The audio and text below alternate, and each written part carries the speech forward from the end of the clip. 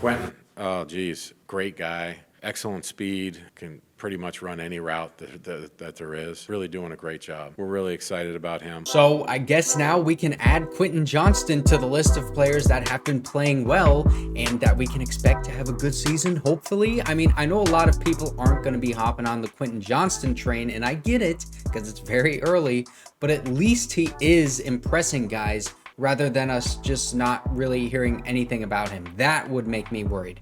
But OTAs and minicamp are officially over, and now we are all ready to go and just waiting on training camp in July. So now is a good time to go over everything that has been transpiring through practices so that we know what to look forward to and what to keep a close eye on. Let's just get this Quentin Johnston stuff out of the way early, because Justin Herbert, he's not the only one that has been saying good things about Quentin Johnston so far. Sanjay Lal, the wide receiver coach, he said that he has improved his route running already, and he's going to run drills for Quentin Johnston to work on those drops. I know a lot of you guys, when I made that video about Sanjay Lal talking about Quentin Johnston, you guys were saying, he needs to catch the ball. That's what he needs to work on, not the route running. So he is going to be working on that. But he even broke down, like Sanjay Lal, he broke down some specific drops that guys struggle with so he can clearly identify the problem in Quentin Johnston's game and then just diagnose the drills to run in order to develop his game in that aspect. If he is already getting better in route running, I think he's going to develop those ball skills as well, as long as he continues to work hard and, just like he said himself, stay confident in his abilities. He has got everybody in that building rooting for him. All the fans on the outside are rooting for him, even if they think he's a bust. I mean, they would love to be wrong, trust me, but he just suffered from those rookie jitters a lot last year, but also the Brandon Staley effect. And if you are new here and you don't know, he was put in a bad position, and it's bad play calling as well. That's the Brandon Staley effect. But Jim Harbaugh, he has talked up Quentin Johnston really like ever since he was hired. I'm pretty sure like that opening interview, he was already talking about Quentin Johnston. But now we're hearing Greg Roman, the offensive coordinator, talk about Quentin Johnston. I think maybe for the first time, I don't remember if this is, but the biggest thing that he did was outline the plan for him in this offense in his interview yesterday. And this is exactly the way that I described how I want the team to use him, bro. Listen to this. We've done some different things with him too, not just lining him up outside, and he's looked great doing it. You know, get him the ball quick underneath routes, catch and runs, but we also want to be able to throw some bombs to him too. We're really excited about what the future holds for him. Sounds like they want to use him exactly the way that Kyle Shanahan uses Deebo Samuel in that Niners offense. So, like, if Quentin Johnston can become, I don't know, like 65-70% of what Deebo is, I think this offense, it would just have a whole new element and it would be so much more dangerous. Greg Roman, he had a lot of good things to say in his interview yesterday that we'll probably go more in depth in before training camp, because we're going to have a ton of time before training camp. But Quentin Johnston, he has the stamp of approval from the coaches and the quarterback so far. Once the pads get on, we're going to see if he can continue that momentum. It's going to be up to him and how hard he works. But this is honestly like the biggest storyline heading into camp for me. I think there's just so much boom or bust potential here. And I really don't know what to expect. So I'm going to be keeping a close eye on him. And Jim Harbaugh, he actually gave out these awards for perfect attendance. As you can see, Deion Henley right here, he posted on Instagram about it.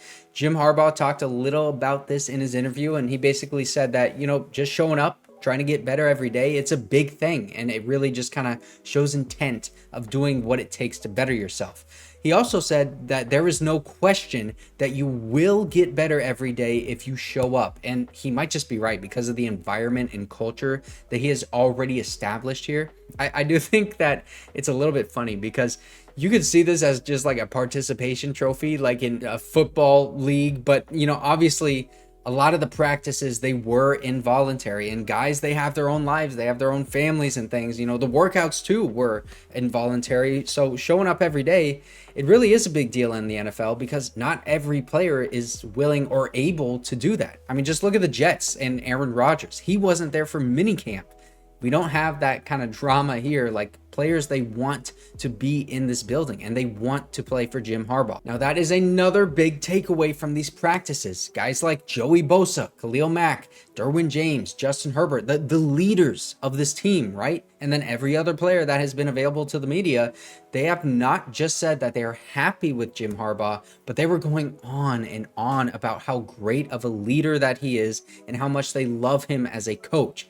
This is something that is honestly like new to me because I never heard anybody talk about Brandon Staley like that. I heard him say that they think he's really smart, but you know, Mike McCoy, he never got that either. North Turner never really got that. Anthony Lynn was probably the guy who got that, the guy who was liked the most and the guy that I liked the most out of all the coaches that the Chargers have had since I've been a fan. But like Jim Harbaugh is very clearly a notch above all of those guys that I just mentioned. And you got to think about, you know, how many coaches that these players have played for, not just throughout their career in the NFL, but like in college, in high school too. I mean, to have every single player rave about this coach, I think that is something to take away. I think that's a huge accomplishment already for Jim Harbaugh, and really it's a great sign for the future. The Chargers got off to such a great start during this offseason that Jim Harbaugh gave the starters a bit of a rest during the team drills on the very last day of minicamp yesterday. Now, this is something that teams do like very often when they're happy with how things have progressed with the team. Like, for example, the Broncos, Sean Payton, he called off the last day of practice entirely for everybody because he was so happy with them. Now, I don't know what the heck he is happy about with the Broncos, but the point is he thinks they're in a good spot. And the reason that this is significant is that Jim Harbaugh said the players, they are eager to get to work and continue to get better every day, even when he cuts practices or meetings short. So even when he is calling things off because he's happy with how everything is going, the players, they organize extra work for themselves, and they're going to continue to do that because Justin Herbert, he even said in his interview yesterday that he is going to find a park or like a parking lot or something to go to and throw the football around with the wide receivers before training camp starts. Bro, everyone is so eager to get on the field and prove themselves, and it seems like the coaches and the players, they have established like a really good synergy already, and they work well together. Speaking of good synergy, Ladd McConkey, he has established great synergy already with Justin Herbert, and that happened like instantly in OTAs. It has continued all the way through the last practice, and the players that have been impressing in the OTAs and minicamp have been on offense. It's, you know, Ladd McConkey, who has been primarily used in the slot, but Greg Roman, he said in his interview yesterday that he's really just kind of like a Swiss Army knife. So he's going to be moved all around. Think of like Zay Flowers kind of, but you know, Justin Herbert, he's obviously impressing everyone in practices as well. We all know how good he has been. Hayden Hurst, he had a great day catching like, I think it was 6 balls or something crazy one day in team drills, and then he was able to get some rest because he is a veteran. Zach Hines, the undrafted free agent tight end, he also had a really good day, and he had shown some really good catches in other days of practice as well. He's turned some heads in the passing game, and he can block. Pads are not even on yet, so if he can show blocking ability as well as what he has already shown in the passing game, someone to look out for. And those are the main guys on offense. Now, on defense, Asante Samuel Jr., he's been getting talked about like almost every single day. He's making plays constantly in practice. Junior Colson, he was really impressive, but then he tweaked something and he's not really been a huge participant in practices since then.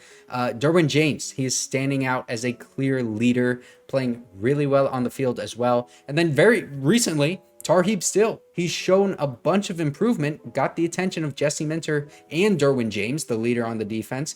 There are some other guys that had good moments here and there on both offense and defense, but those names are the ones that stood out throughout the whole process. And if you want to hear more about Tarheeb Still and how he broke out yesterday, you can watch this video right here.